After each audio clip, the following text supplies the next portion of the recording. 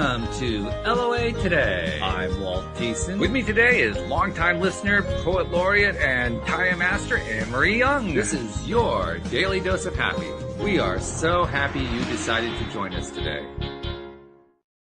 And Anne-Marie, I've been thinking about that phrase from the intro, your daily dose of happy. And as listeners will know in a few moments, there's a reason why I've been thinking about that. But my goal is still to have that. So like you know, every time that we do a show, whether we have a guest or not, the goal is by the end of the show, everybody, the host, the co-host, guests, listeners, everybody feels better.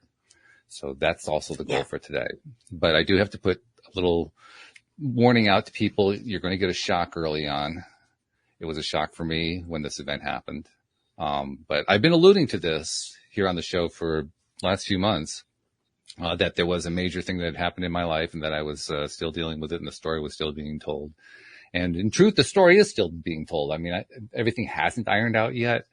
But Anne-Marie, you were one of the major people who stepped in and helped me when I was dealing with this stuff, and I couldn't think of anybody better I wanted to do this public reveal with. So thank you for agreeing to do this with me today. And in advance, thank you also for what you've done over the last few months to help me with this.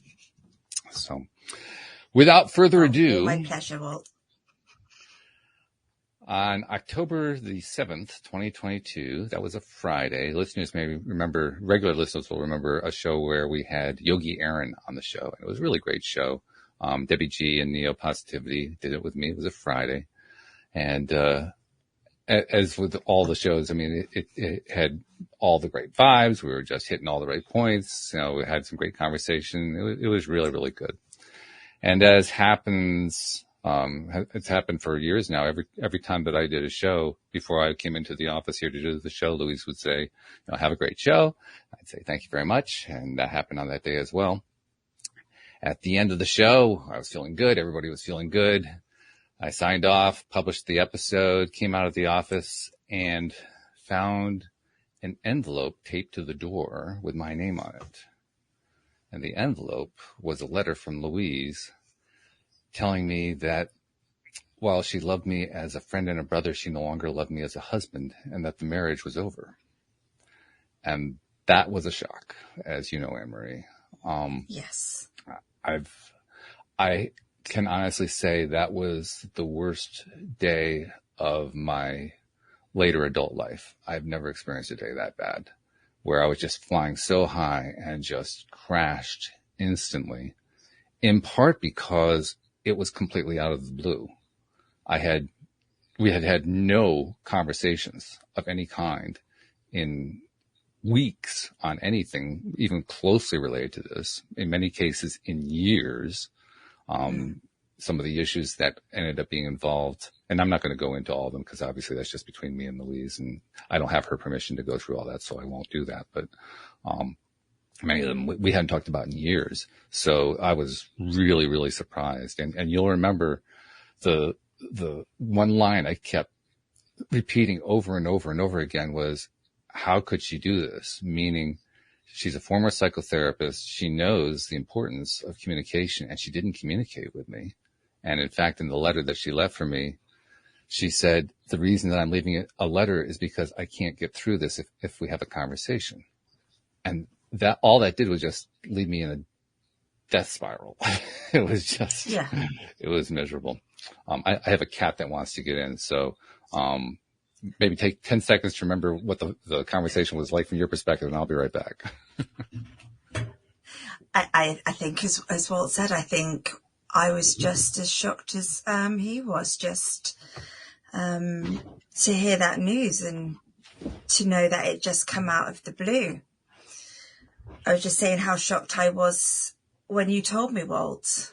I mean, you say you were floored, you know, from a witness of how things were. I was just as floored as you, and it was not a nice thing to see you so upset.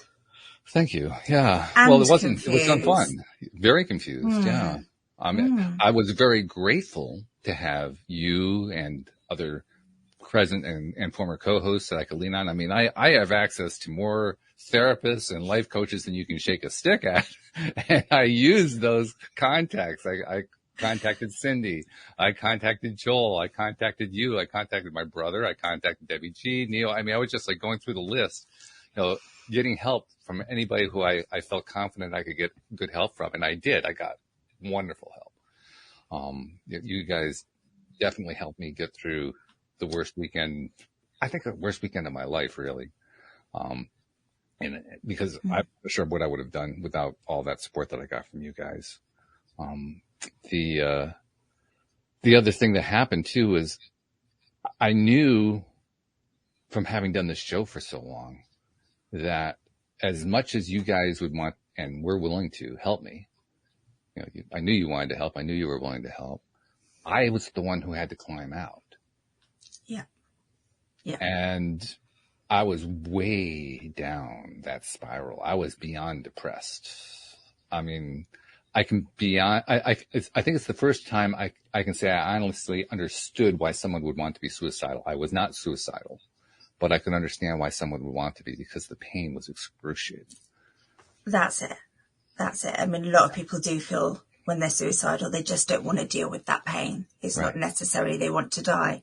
And that's where you were. It was a very, very painful moment for you. It was, yeah. But I think in part because of having done the show for all these years, well, there was a part of me that said, what is this, like a final exam or something?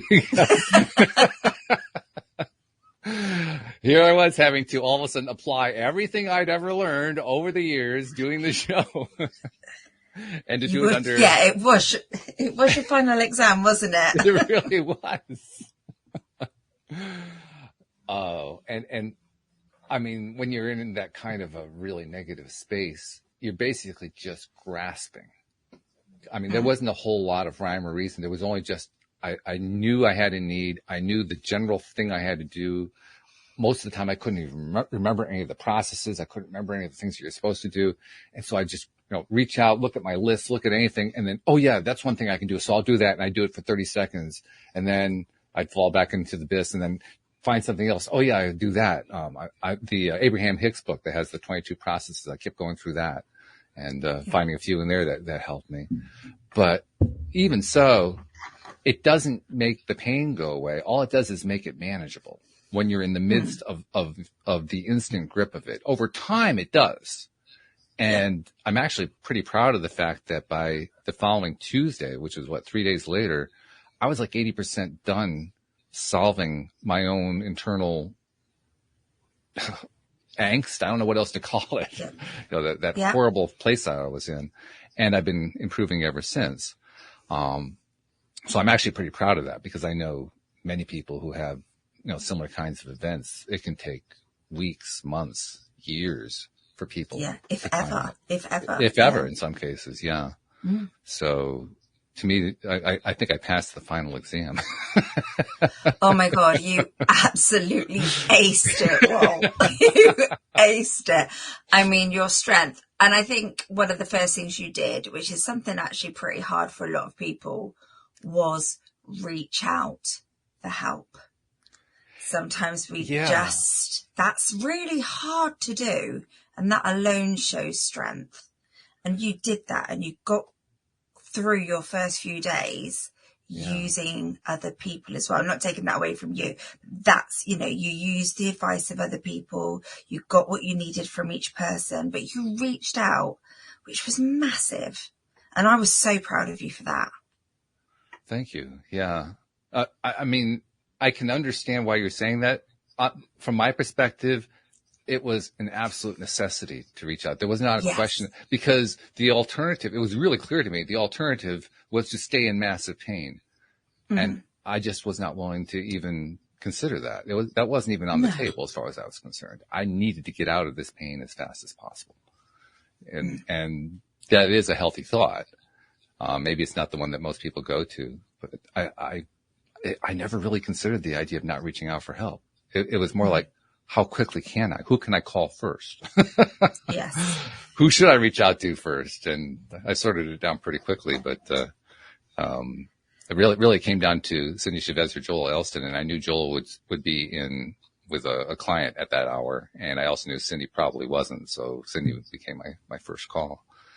But And when you go through something like that, what you're really doing is, with all the help, you're really just trying to get past minute by minute.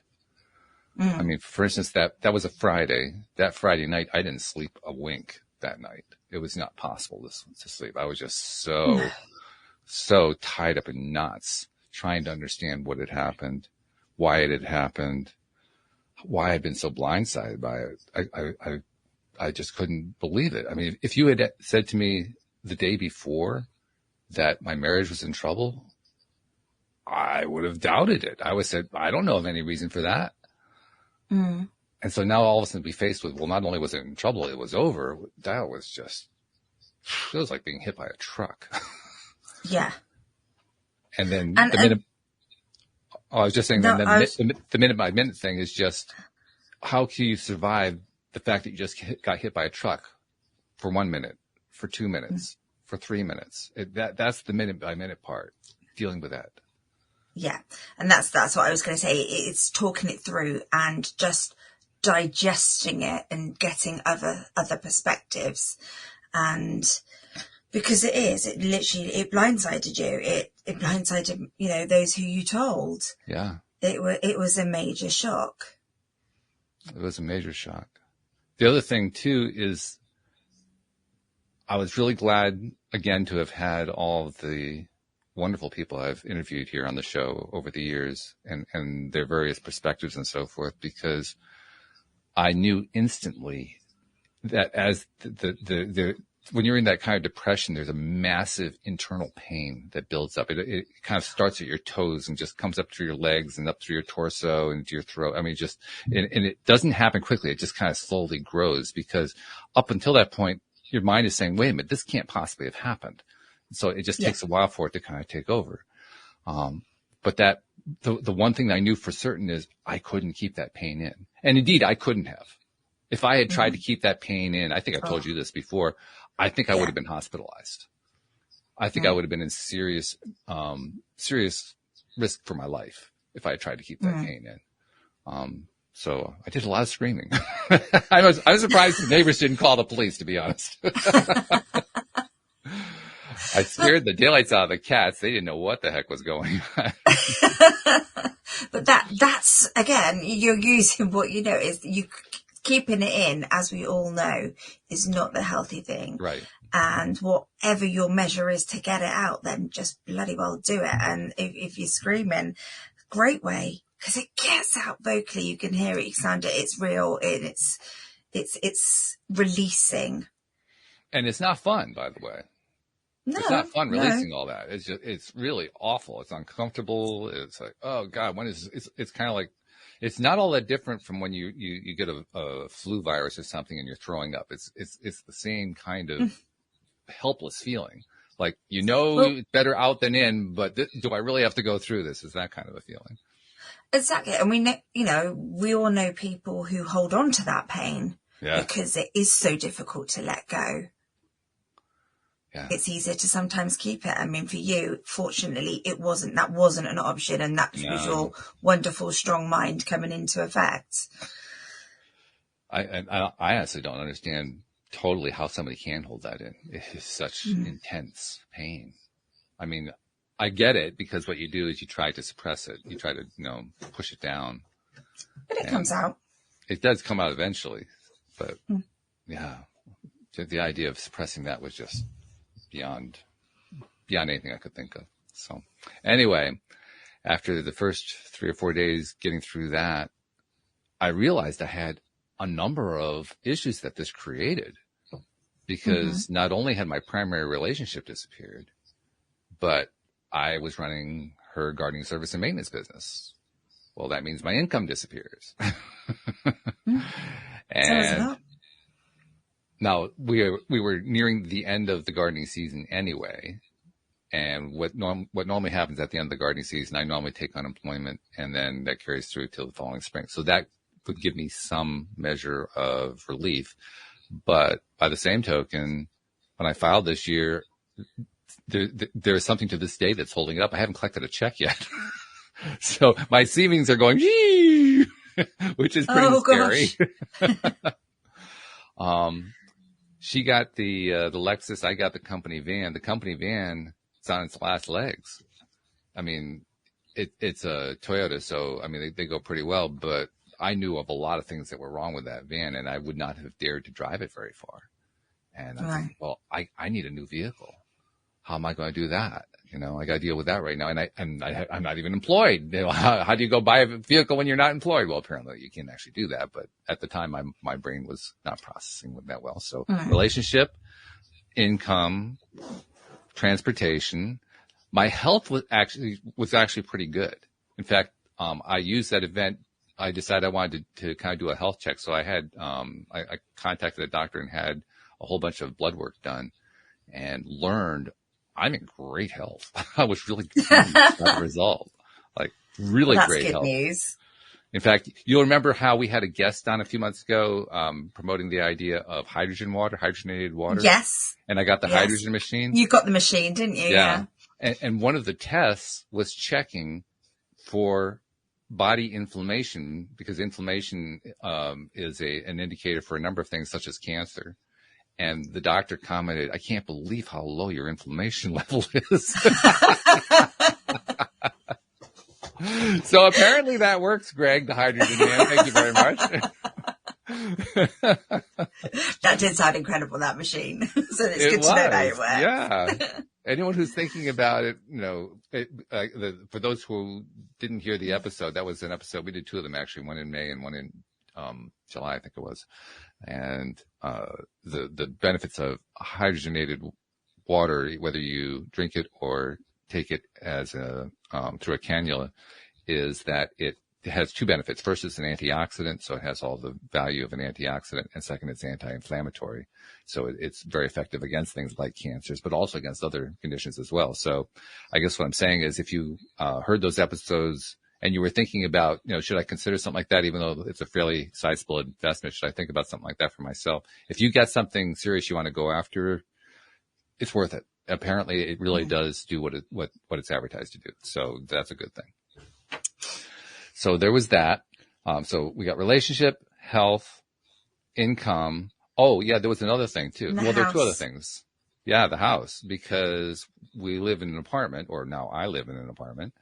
And that apartment, the management company sold out this past August, and new management took over. And when a new management takes over, I mean, here in the U.S., they can raise the rent any way they want to, unless you're in one of the rare areas that has rent control, which is not most of the U.S. They can just raise the rent. They can raise it however much they want when your lease is up. Well, the lease is up in December, at the end of this month, actually.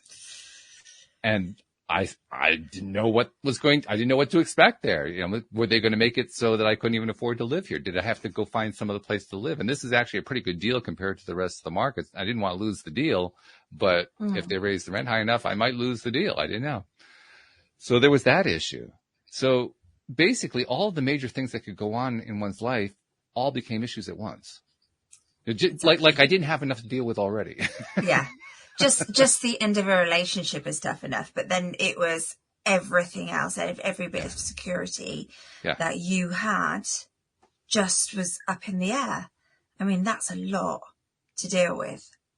So not surprisingly, 2 weeks later, I got COVID.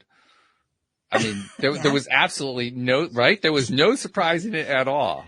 And in fact, I don't know if I told you this, the way I got COVID, I immediately started making plans to redo my life, to rebuild my life. Even as I was dealing with all the emotional anguish of this, I was determined I'm not going to wait around. I got to get going.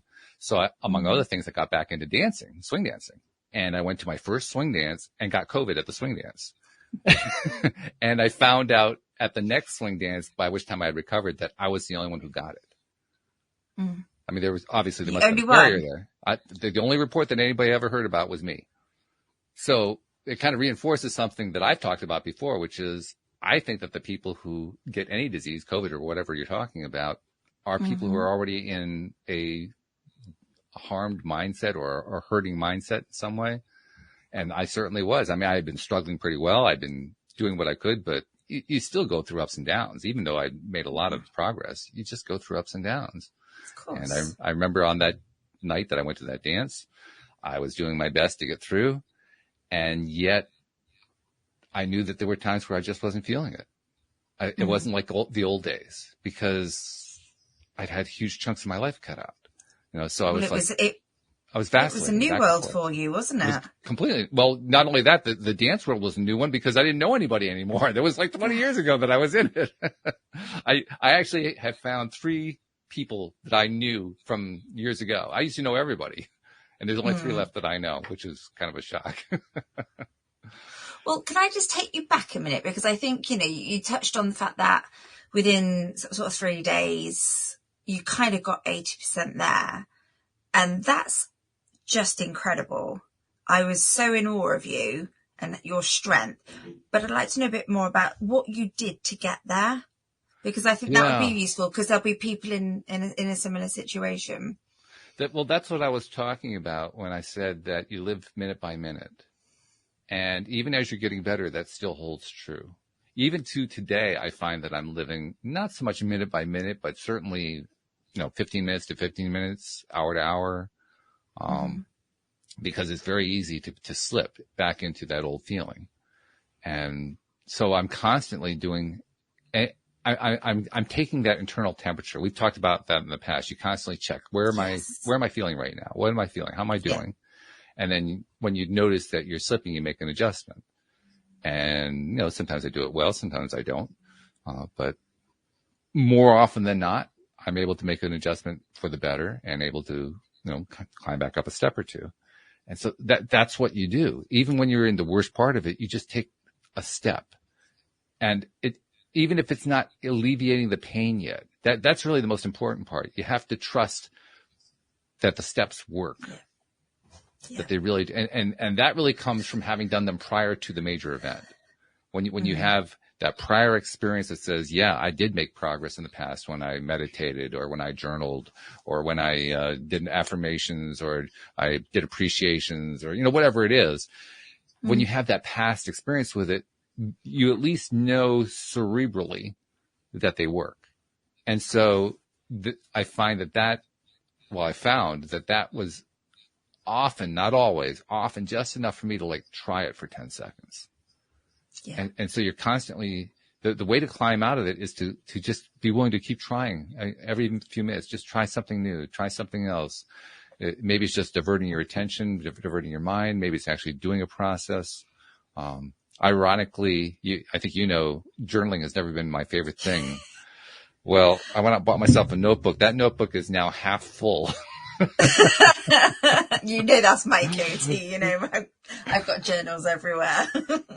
Because I really hate handwriting, but I hand wrote all of it. I didn't type it. I hand wrote all of it. I can't actually read all of it, but it's there. Because sometimes my handwriting was so illegible, but that journaling did help.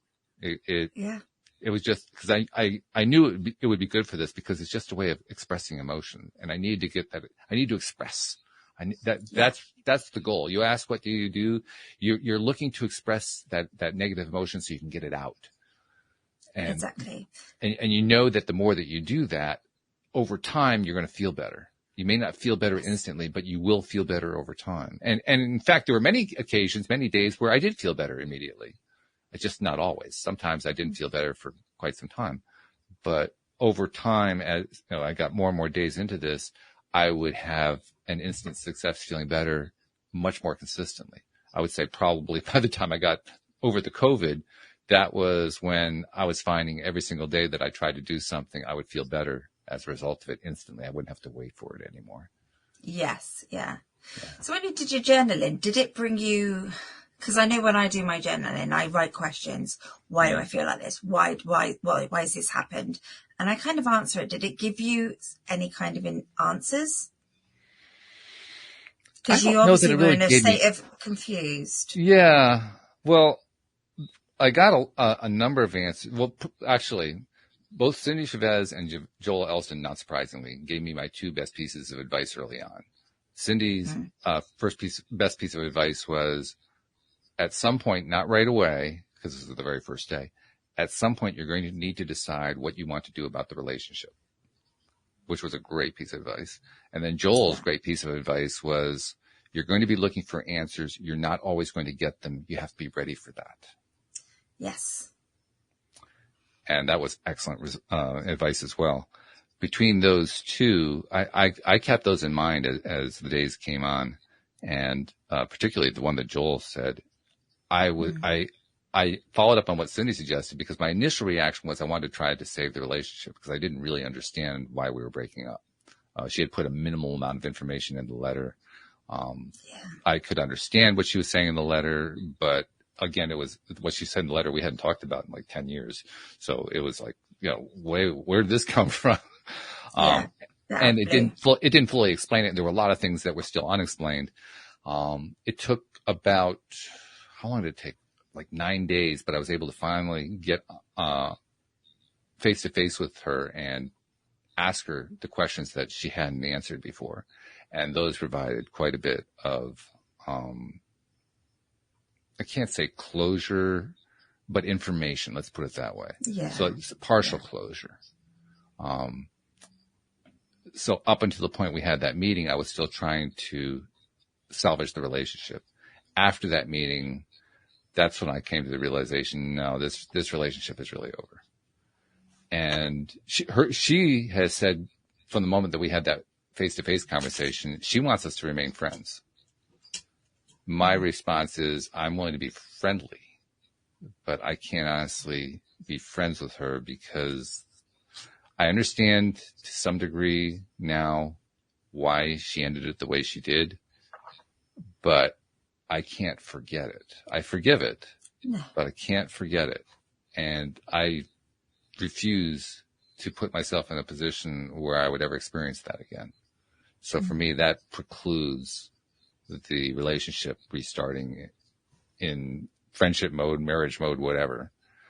So I'm happy to keep it friendly, but I don't really want to be friends with somebody because what kind of a friend treats you in the way that you don't want to be treated? That's the way I look at it. So, I mean, I honestly now believe she was doing the best she could. I mean, it may not have been as good as I needed it to be, but I think she was actually doing the best that she could. She was doing the best that she knew how to do. And I think she continues to do that. She's tried very hard since then to be fair about, how we handle the breakup, division of goods, all that kind of stuff. She actually was the one who was on hand when I tested positive for COVID. She volunteered to stay with me that night. I had to push her out the door almost saying, no, you're going to get sick if you do this. We got to get you out of here. And so she acceded to that. But I got to give her credit for that. Despite everything, she was willing to stay there to take care of me when I was really, really sick. I mean, that's significant. That's really something. Yeah. So I appreciate that about her. She has tried to do her best throughout all of this stuff. Oh, there was another issue too. Besides the income, the place to live, the car, the health, that was okay. Besides all those things, there was also the cats. Yes. Because we had these two cats that she had been the one who brought them into the relationship. And she'd written something in the letter that was really puzzling to me. She said, obviously the cats will stay with you. And the first thought that went through my mind was, what's so obvious about that? I don't understand. I mean, I love the cats, but I mean, come on, what's obvious about it? I mean, the cats aren't kids, but no. From where I was sitting, it was almost like she said, well, obviously the kids go with you. Like, what do you mean? Obviously the kids are going to be, what are you talking about here? I don't understand the comment. But what I found was, in part because of the bad space I was in, I was having trouble just getting through the day because the cats were also feeling needy because I was feeling needy. And so I was projecting this and they were just, responding to it. So I was just dealing with cat all day long. It was driving me nuts. So I sat Louise down at one point and I said, we got to take a cat each. And we agreed that the one for her to take would be Harmony and I would keep Joy. So that's where we're at right now. And actually, I cat sat over the Christmas holiday. She wanted to go to her brother's family, so I watched Harmony for a few days. But yeah, that was another resolution. So anyway, I should talk about what's been resolved so far, because some of these have been resolved. Yes, I want to hear those. So, for instance, the vehicle, that was the first one to resolve. after I got over being sick. I started to do some searching, and I knew I couldn't afford. Well, I couldn't afford to buy a new car. Most cases anyway. I certainly couldn't afford to do it now because the whole computer chip thing has driven the cost of new cars and used cars through the roof. I mean, absolutely ridiculously expensive. I wasn't even sure how I could afford to buy a used car, but I ended up, long story short, I ended up finding a Toyota Camry. Now this is my 6th Toyota Camry, so I know Camry real well, and I like Camry real well. And I liked them up to the 2017 model year. I didn't like 2018 and on, which was fine because I couldn't afford those anyway. I ended up finding one. I still have trouble believing this. I bought a 10-year-old car, Anne-Marie. A 10-year-old car that had 45,000 miles on it. What? 4,500 miles a year. Where did you find that gem? It was literally owned by the aunt of the owner of the dealership. And it was a little old lady on Sunday kind of car. She never drove it anywhere. In fact, I showed it to a neighbor recently, just a few days ago, who's also been going through her own stuff. And I showed it to her. It's kind of like, you won't believe this car I got. She says, what do you mean? I said, that's a 10-year-old car. She looks at it and she looks at me. She says, that's 10 years old. It looks like it rolled off the factory floor. I mean, it doesn't have a mark on it. It's unbelievable. If you didn't know the model year, you'd say that was a brand new car. Yeah. That's crazy. Just incredible, isn't it? So what I had kind of expected was going to happen has been happening. That was the first instance of it. The health report came in shortly before that. So that was really the first one. But listeners will remember that when Louise and I moved from Virginia back to Connecticut, when things were really, really dire back in 2014, all of a sudden everything fell in place. And I've actually detailed the story in the book that we put together a few years ago, about how literally all these things happened within like a 2 or 3 week period to resolve issues that at the time seemed insoluble. And I thought to myself, you know what? The same kind of thing's going to happen here. And it has been happening. It hasn't happened within a 2 or 3 week period, but it's happening fairly quickly. So the health issue that went away quickly when I got the test results. I got got rid of the van in place of this new vehicle, this new car, 10-year-old car that seems new. And it drives like it's new, for goodness sake. So that one's resolved.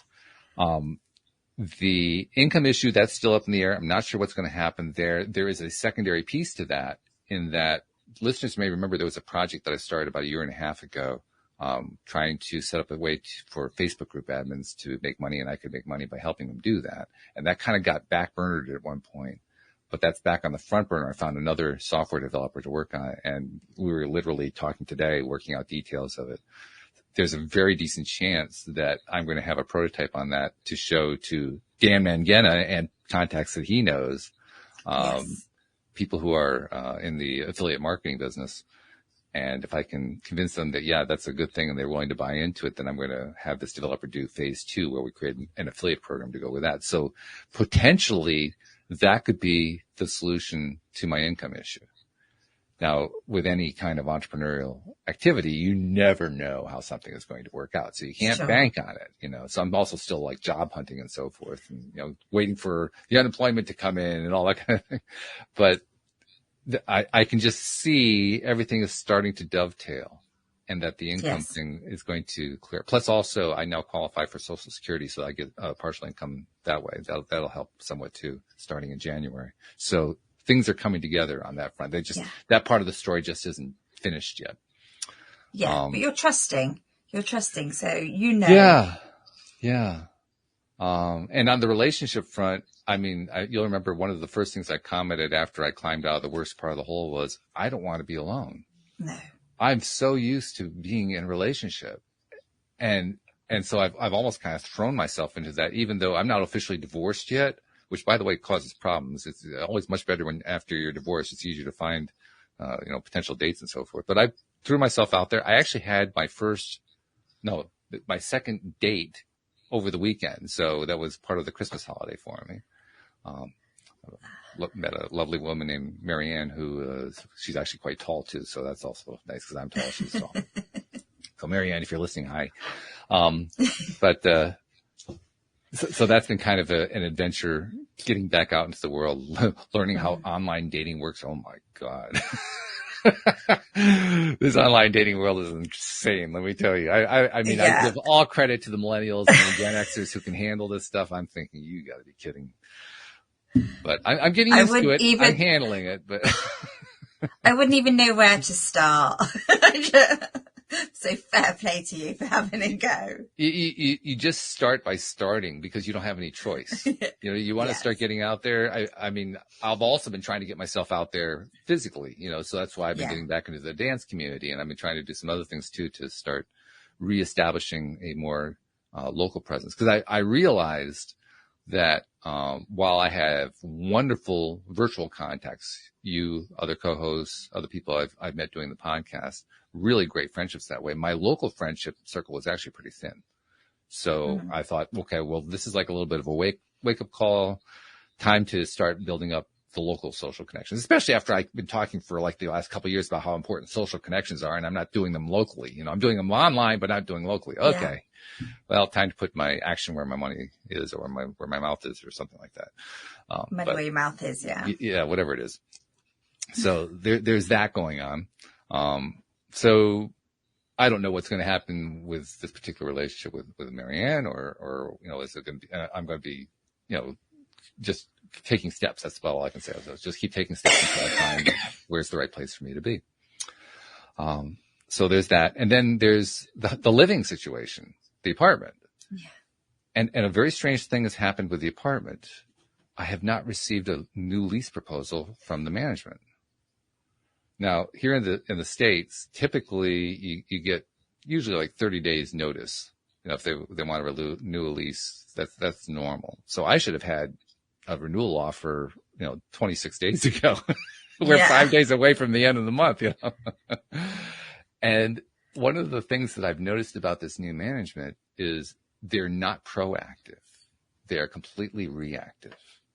So something goes wrong. Oh, okay, we got to create a new process. They hadn't really figured out, for instance, how to do, who was going to do the ground maintenance. You could tell they were just kind of making it up as they went along with all these different things. And it occurred to me, we had a very unusual lease. Usually most leases here in the U.S. are like 1 year, 2 year, 3 year, that kind of thing. We had a 6-month lease. That's really unusual. Not many people get that. And I wouldn't be at all surprised if they thought that our lease was up next July. So you bought yourself another 7 months there then. Something like that, yeah. So I'm just paying the old rent. I'm not going to say anything. I'm just going to let it slide and thank my lucky stars that, I'm not having to make a decision there. Yeah, I haven't heard anything. So, okay, well, I'll just keep paying this rent. I'm okay with this rent level. This is fine. So that may be ironing itself out. We'll have to see. And, one way or another, either this business idea is going to work out, or else I'm going to end up getting a new job. Either way, I'm considering this to be the time where sometime probably this coming spring, I'm going to be looking for a home. I'm tired of the apartment living. We had to do apartment living all these years because our financial situation was so bad, but we got the debt paid off a year and a half ago. We actually were starting to create some savings before this event happened. I think now is the time where I can start thinking about getting a home, which, by the way, my cat would love very much, because then I can put a cat door in and he can go in and out whenever he wants to instead of bothering me every 10 minutes. That's why you're so healthy. It's all that exercise. Right. Yeah, exactly. Yeah. So, so, I mean, you can see it. A lot of it has come together. Some of it's in the process of coming together. Some of it, there are still some unanswered questions, but it's kind of like that event from 8 years ago when we moved from Virginia to Connecticut, that everything is just kind of falling into place. Or as Barbie, longtime listener Barbie was commenting in the live stream, she says, the best is yet to come. And she's right. Yeah, she's absolutely right. It wasn't nice to see you in that situation, but I'm excited to see how this all works out, Walt. I really am. I think there's good things coming. I think so too. And we we always say, when something bad happens, it's usually leading to something. Yeah. And it's the start of something, it doesn't feel nice at the time, but actually it pushes you in a different direction, and that's a direction that's good. And I think that's one of these situations. I really, really do. And I think I'm so glad that you said earlier on that you were proud of yourself, because you've just literally taken everything you've learned from the last 10 years all of it, and you've used it in the last couple of months, and an example that it works. Yeah, absolutely. And it does work. You have to apply it. I mean, it's not going to do it for you, and it's going to challenge you every step along the way, but it works. It all works. It works really, really well. Yeah. And I agree with you. By the way, you're not the only one who's expressed that. Alex Standy, who does the Thursday show, she said the same thing. When I told Louis what happened, he said the same thing. Numerous people who are co-hosts, and because I did let you guys know what was going on behind the scenes. And most of you guys have said, oh, yeah, this is going to lead to better things. There's also the other side, too, which is you made the comment earlier, be careful what you wish for. Yeah. I asked myself the question, how did I attract this? Because that's like those tough questions. That's a really, really tough one. And you know what? I have to honestly admit, I didn't intend to break up the marriage. That was the last thing that was on my mind. But things that I've been asking for, the way to resolve it was to end the marriage. Really? Yeah. Yeah. I'm not really in a position yet where I feel like comfortable to identify those. I will over time. But as I look at it, I say, you know what? Honestly, I think I did ask for it without realizing it. Mm. I would not, if I had realized this is the route, I would have modified the request. This was not the route I had in mind. I had in mind staying with Louise for the rest of our lives. Mm. I would have asked, no, but let's do this another way, please. Not this way.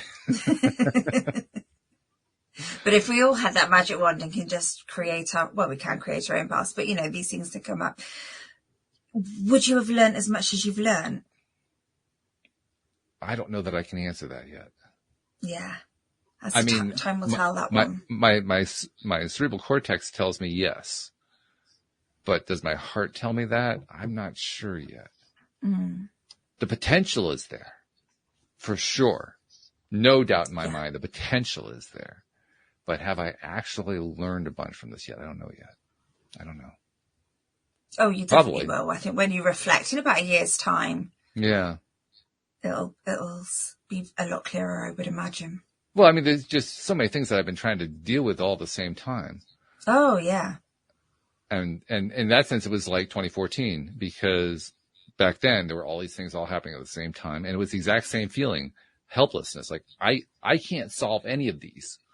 So universe, you got to do something here, because I have no idea how to solve any of these problems. And that's what happened then. They all got solved. And that's what's been happening now. Now, it's not like I haven't been taking action. I have been taking action. But as Mike Dooley says, you take action by taking a step. It doesn't even matter if you're going in the right direction. The universe will redirect you. Yes. And that's exactly what happened. Every single one of these steps, the universe kept redirecting. Just keep trusting and watch to see what happens, and appreciate every step of the way and all that kind of stuff. And it works. It actually works. Mm. It's really something. And it also gives me greater appreciation for the Abraham Hicks concept of letting go of the paddling and just letting the stream carry you downstream, because that's where all your dreams are anyway. Very true. Yeah. And I know when I've happened, I had something that floored me this year, and I just surrendered. I was just like, the best possible outcome. Just give me the best possible outcome.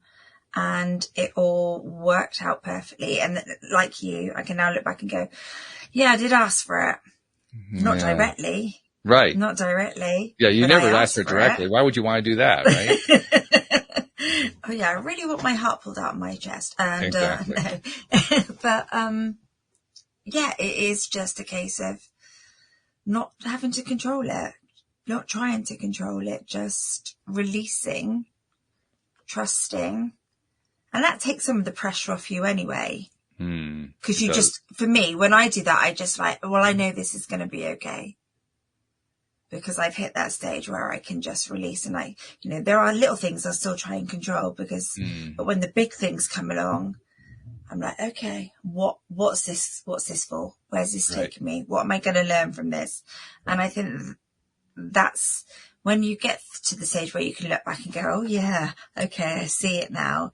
It's actually so empowering and beautiful. And you do find the appreciation because you kind of forget the pain and the hurt.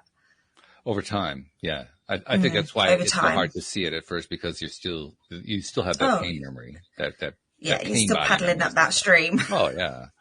You can still feel that. It's not like that has gone away, but over time it does go away. And that's when you gain that full perspective that you're talking about, which is a powerful perspective. It's a fabulous perspective. Yeah. Oh, I got to tell you another story too. I mentioned that I had met this new friend, Marianne, and we went out to dinner together on Christmas Eve, and there's a law of attraction story that goes along with it. Really? There really is. Do tell. Well, not quite that kind, but yeah. No, we went to a restaurant. It was a steakhouse that neither one of us had ever been to before. It was in a really unusual location, but we found it. Now she lives about an hour and a half away from me. And this was roughly, it was a little closer to me than to her. We had previously met for coffee at a place that was the other way around. But, when we got to this place, well, first of all, I had done some research on it online before we went there, and I'd seen the menu, I'd seen the pricing, I saw what they were offering, I saw the reviews, everything looked pretty good. We got there and they handed us the menus, and they must have been holiday menus because the pricing was like double what was online. Oh, really? Like, oh my God. And fortunately, because of all the conversations we've had about just, appreciate whatever's going on, I decided not to get upset about it. I said, okay, well, I'll spend the money. I'll just appreciate it. I'm going to have a great conversation. I have a wonderful date here. This is going to be, we're just going to have fun, and I'm not going to worry about all that stuff. Yeah. So we get our menus. We look at our menus. We both decide we want to have the swordfish, put the menus down, and we're chatting. We're just talking and talking. And at one point she says to me, we've been here for like a half an hour. And I said, yeah, you're right. And so I'm looking around and finally get the attention of a waiter and bring him over. Did you forget about us? And he splutters and he flusters, and then he rushes off. And a moment later, the manager comes over. Oh, I'm so sorry. I can't believe it. We will have a server here right away. We're going to take your order. We're going to take care of you. Okay, no problem. Thank you. Appreciate that. So the same guy comes over. He ends up being our server. And he's like bowing and scraping every second that he's dealing with us. I almost felt sorry for him. But he takes our order, and then they deliver the swordfish to us, and we're still chatting, having a great time, talking about all kinds of stuff. And at some point he comes over and he says, how is the swordfish? How are you enjoying it? And then I'd also had a lobster bisque before that as an appetizer, and he was asking us anything about that. And lobster bisque was delicious. He asked about the swordfish, and I said, well, honestly, I think it was actually overcooked. It's a little dry. And he gets that same horror-stricken look on his face, and he rushes off. And a moment later, the manager comes over and is pouring, oh, I'm so sorry, and just laying out all this. Oh, how terrible is it? And his body posture. I mean, Anne-Marie, you know how when somebody is feeling terrible, they're hunched over and they shrink it? That's exactly what his posture was. I'd never seen a restaurant manager, in this body posture of absolute apoplectic horror that one of his patrons had such a bad experience.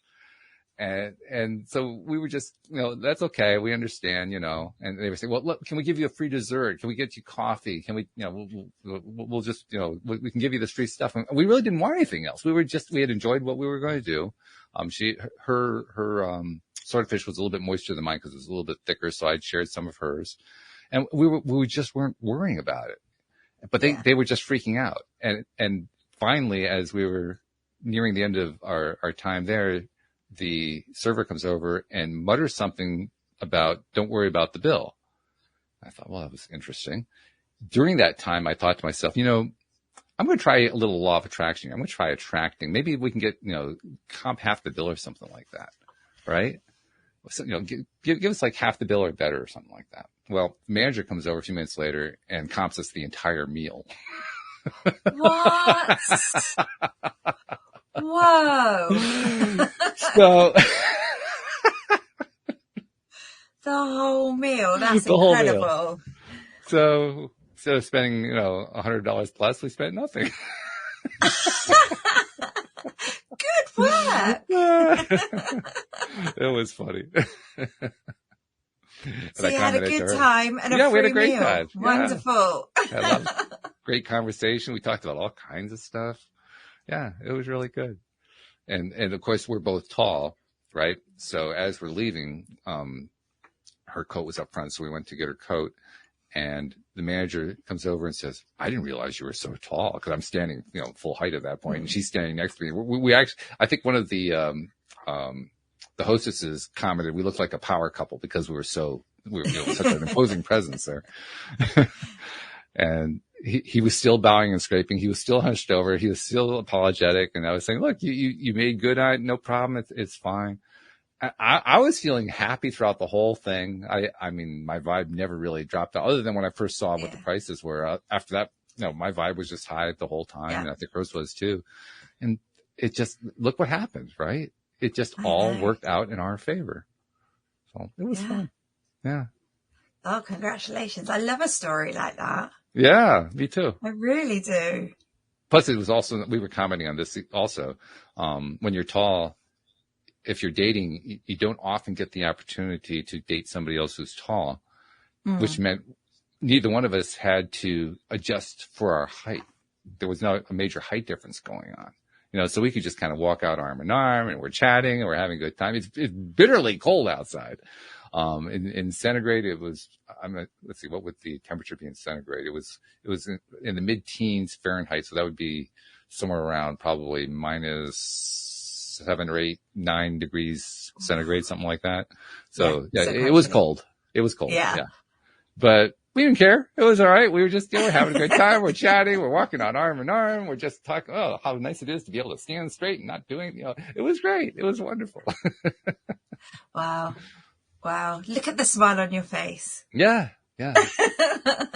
3 months later and you're smiling. It's almost unbelievable. I mean, I've lived it, so it's not unbelievable. But you know what I went through because you were there. And once again, I want to thank you because, ladies and gentlemen, Anne-Marie was like super in terms of the amount of support she gave. She's like texting me every other day. How you doing? How you feeling? If we needed to, we did a call or a conversation. It was really very much appreciated. So thank you for the role you played. That's just what you do for the people that you love, I felt very loved. I really did. Yeah, I did. I'm glad. And I felt honored that, you came to me, and the whole way through have been, you've taught me so much. Just because I could think, how would I react if that was me? I just don't think I could have done what you've done, even though I know it as well. And I would have been a lot slower getting there than you were. You literally just blew my mind, and I'm so impressed with you.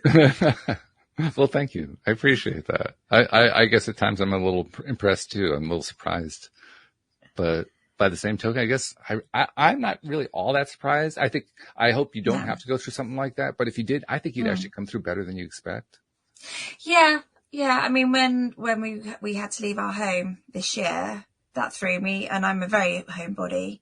And I didn't want that to happen, but actually it all worked out fine. And like I said, I just surrendered. So you don't know what you're going to be like in these things until it happens. Yeah. But I was still uber impressed and uber in awe. Well, it's nice to know what you're made of. That's one of the things you find out. And it's nice to know that I had learned so much doing the show all these years.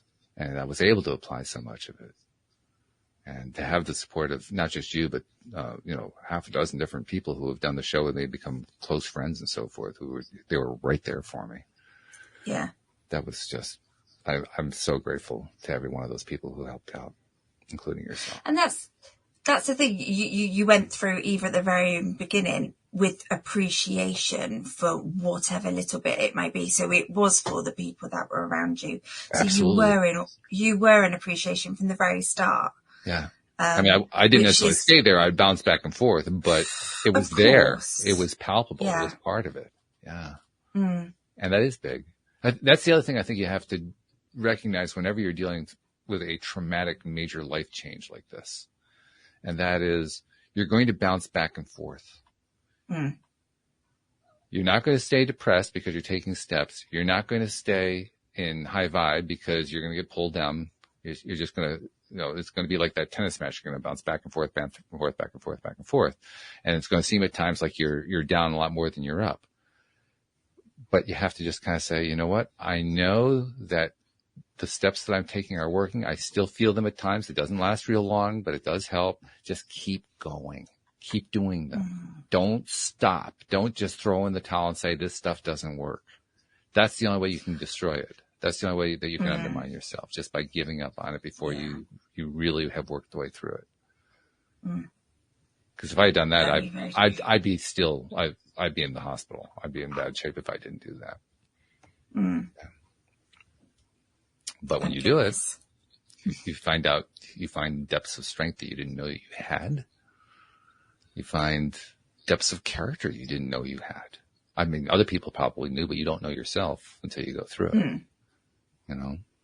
So I guess going back to what you asked earlier about, what did you learn along the way? Those are some of the things I've learned along the way. Yeah. Your own power. And then you feel invincible. No, I don't feel invincible. I really don't. No, I don't. I don't feel invincible. What I feel is stronger. Yeah. Because now I know that there are strengths I didn't have before, that I didn't think I had before anyway. Yeah. But you've also gone through something that floored you, and you've survived, and you're coming out the other end. And it's exciting. It seems like an exciting time for you at the moment, Walt. It could be. It's on its way. It's like part and part. It's like what I just talked about. Sometimes you're up, sometimes you're down. So sometimes it does seem exciting. Other times it seems depressing. Sometimes it seems potential. Sometimes it seems like, given to whatever's happening because you're powerless. You go through all of it. It never stays in one place. You're shifting back and forth through this, over here, there. You're bouncing all over the place. And that's happening despite the fact that you're trying as well as you can to stay focused on the positive, trying to stay focused on what feels good. And interestingly enough, you get feedback from people about how positive you are, even if you're not feeling it. That's been really interesting. Yeah. Yeah. I've been getting a lot of people just commenting to me how positive I am. And I haven't been feeling all that positive all the time. Some of the time I have, and I've gotten to the point, I think, partly because I do this podcast. So I'm used to, putting on sort of a public face in a sense. So I'm used to just kind of clicking into the mode whenever I'm dealing with somebody else of, being the positive host in a sense, although I'm not doing a podcast all the time. I'm just, interacting with human beings. So it kind of clicks in that way. So I think that's why they're seeing it. They're seeing, that moment where I can stay in form, so to speak. But it doesn't, I know, buddy. My cat wants to go back outside. We're almost done. It's okay. We'll be done in a moment. But, you just have to be ready for the fact that you're not going to stay there all the time. It's just not going to happen. The goal is just to be there as often as you can. Yes. And not stay down there. Absolutely. Right. And the more that you do it, the more you stay in the high zone. It does keep improving. It does, doesn't stop you from falling back down to the low zone, but I am now more and more and more in the high zone. If I had to put a percentage, I would say 70%. 70% of the time I'm in the high zone. Yeah, that's pretty good. So I'll take that at this point. I think there's a lot of people out there living their day-to-day lives who haven't gone through anything kind of traumatic, who wouldn't be 70% high vibe all the time. So that's good. That's where my appreciation kicks in, because I am so appreciative of you, other co-hosts, guests who have taught me so much over the years, and I needed it all, and I've used it as much of it as I could. That's where my appreciation really kicks in, because I just feel that so strongly, so much appreciation for all that I've learned from wonderful people like you. So thank you for that. Well, I'm just thinking, I just feel there's a book coming here. Maybe. Don't look for it anytime soon. No, not soon, but I do feel there's a book here somewhere, because there's a lot of learnings. Possible. Yeah. I think I still have to finish this whole story before I even consider doing the book. Oh, yeah. Yeah. Because this whole segment of my life is still in settlement mode. It's not there yet. Yeah. Oh, yeah. No, I think 5 years down the line, I reckon there's something. That could be. That's possible. I wouldn't rule that one out. We shall just have to find out. The best is yet to come, as Barbie said. The best is yet to come. I think that's true. So thank you once again for being my co-host and my shotgun rider here as I told my story. And Thank you. I hope that we achieved our goal with listeners. I hope that everybody's feeling better than they were when I shared the shock at the beginning of the show. Well, I feel I've got my daily dose of happy. Good. Okay. Well, good. I like that. I think I'm feeling better too, so that's a good thing. Good. So thank you very much. Thank you, podcast listeners everywhere. We'll see you all next time here on LOA Today. Goodbye, everybody. Bye-bye.